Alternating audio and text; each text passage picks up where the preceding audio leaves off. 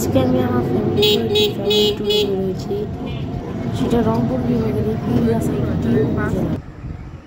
রংপুর থেকে প্রায় 15 কিলোমিটার দূরে পীরগাছাতে আমার এক নানা বাড়িতে আজকে আমরা বেড়াতে যাচ্ছি। যদিও আমাদের বাড়ি টাঙ্গাইল, কিন্তু এই নানারাও টাঙ্গাইলে বসবাস করতেন, তারা এখন পীরগাছায় চলে এসেছেন একটি কাজের জন্য। নানা বাড়ি যাওয়ার সময় আশেপাশের দৃশ্যগুলো দেখে আমি আর ভিডিও করে থাকতে পারলাম না। কি সুন্দর সবুজ ও সবুজের মনোরম গ্রামের ভিতর দিয়ে মেঠো পথ দেখতেই ভালো লাগে। ইনশাল্লাহ আমরা পীরগাছাতে কয়েকদিন থাকবো। আমার জন্য আপনারা সবাই দোয়া করবেন এবং আমার চ্যানেলটিকে অবশ্যই সাবস্ক্রাইব করে আমার পাশে থাকবেন।